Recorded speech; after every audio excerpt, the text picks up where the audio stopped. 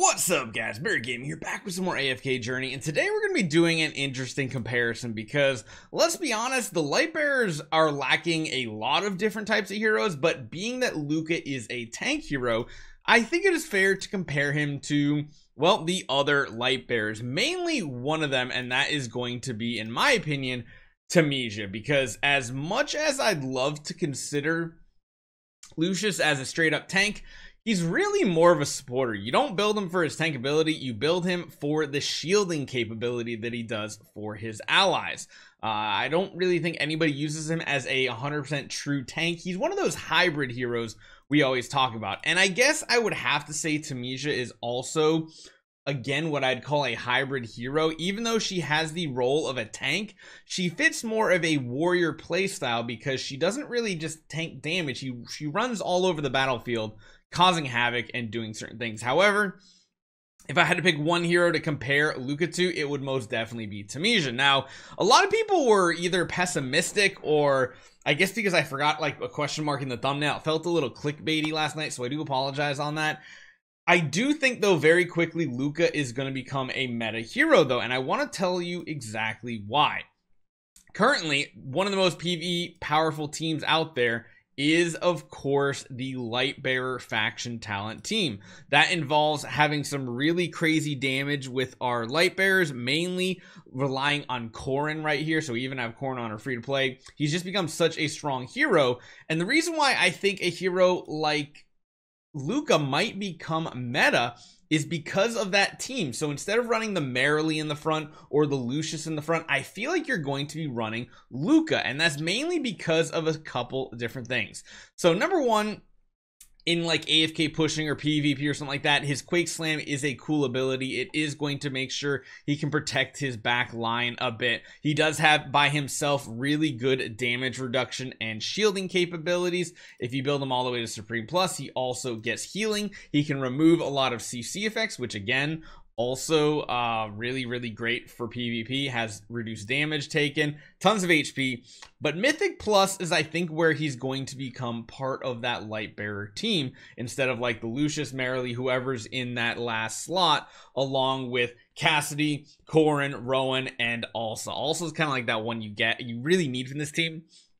So this right here, I want to just highlight unshakable ties one more time. Lucca maintains a solid fighting stance, remaining steadfast during the battle, aka he can't be displaced, which is actually something that might be relevant against some bosses too. For each ally placed in an adjacent tile behind him when the battle starts, he gains a shield equal to 220% of the ally's attack. We don't care about that part. What we care about is the allies supporting Lucca also receive a 5% bonus to their attack.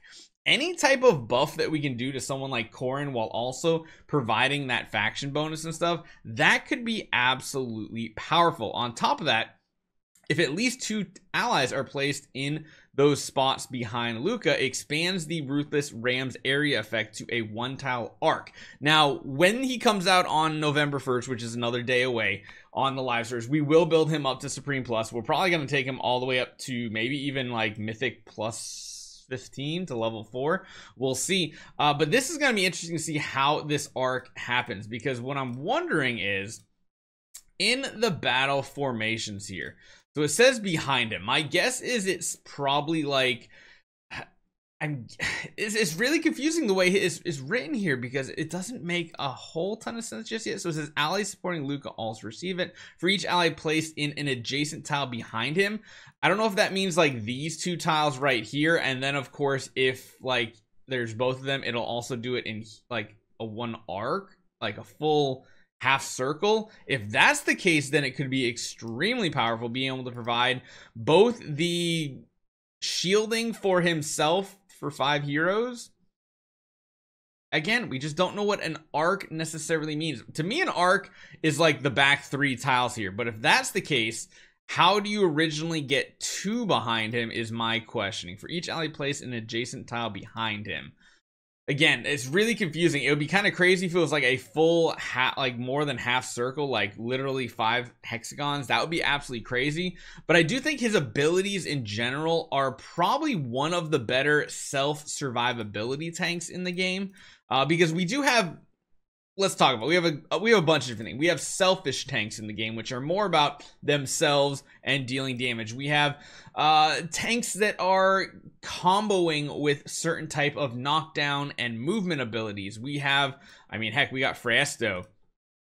Very offensive, but I'd say Fresto is probably the most well-balanced tank in the game, both offense and defense all in one. We've got a whole bunch of different ones, and then we have, oh, not you, no. Then we also have, let me go back to the Lightbearers here, someone like Tamisha, who is, again, a very selfish tank. Even though she's qualified as a tank, her abilities do nothing of the sort. She's basically just going to be performing normal attacks, running all over the battlefield. One thing I will say is every time I've used her in somewhere like tower or something like that, the faction towers, you can't just put Tamisha in as your tank because she runs off in the battlefield, abandons her team to try to do damage. Granted, she has some really cool abilities, knocking enemies down and stuff, but besides like interrupting them, reducing the damage they deal, like that's kind of the only real big thing she's providing. Everything she has is offensive, like, and again, it just becomes absolutely crazy. Yes, she has some self-healing too. She just does nothing for her actual team besides that potential knockdown ability. Heck, even when she runs through the enemy formation, she doesn't always take the aggro of the enemies, whereas this hero here is going to be your frontline tank. He's going to be right in the mix of it. He's going to be having damage reduction. He's going to be having shielding. Having another support hero with him, of course, is still necessary, even if you do go for Supreme Plus. I mean, Supreme Plus is pretty crazy. Every 12 seconds, he'll heal for 15% of his HP. Every 8 seconds, he'll generate a shield. He'll also be taking less damage. And then, of course, like I said, if he does have this right here, too, he's going to have a shield to start the battle as well. So, very tanky. But I will say the one thing that he does have to help support the team is Quake Slam. Not only does he have that 2-second stun for wherever he throws that enemy, if an enemy is on your backline heroes, he's going to rush towards them, grab them, and chuck them to his previous tile location. So, this is really, really interesting. I love how this is actually set up on him. Let me see if I can find like a good layout here for this. I want to show you guys a little bit more of Lucca. So he gets knocked back, but sadly they don't go towards him. So he's just going to raise that one up and throw them back down, which again is pretty cool. And you can see here, without going for Supreme Plus, he doesn't have that healing, which is probably going to be a downfall of him. And you need to have some sort of support hero in your lineup to make this work. And honestly, if we just throw in maybe just like Haywen or something like this, like we throw a squad in like this to see if it can or they can survive long enough, because again, he doesn't have his heal, so we don't have to try to watch and see what it does.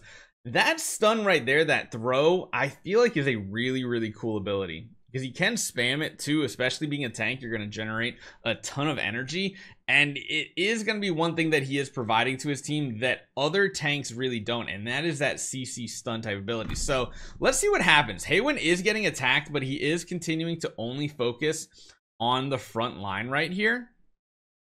I was hoping to see him like rush to another target or something,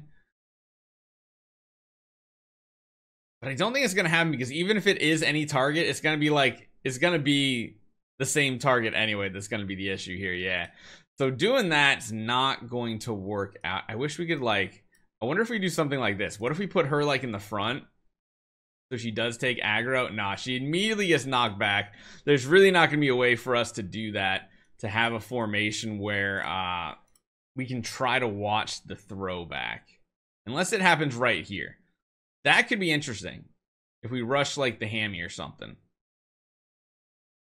No, he's just going to continue to go to the same target there. So while he does have some capabilities, he's still a kind of selfish tank. But I do think as far as the Lightbearers go, like I said, the only other option was Lucius. And again, he's more of a support type hero. Now, Lucius with Lucca could be a pretty crazy combination, especially for those shield-oriented teams you see occasionally. That could be good. But I think his biggest bonus here is the fact that at Mythic Plus, I think he might actually become part of that Lightbearer boss team that just does so well.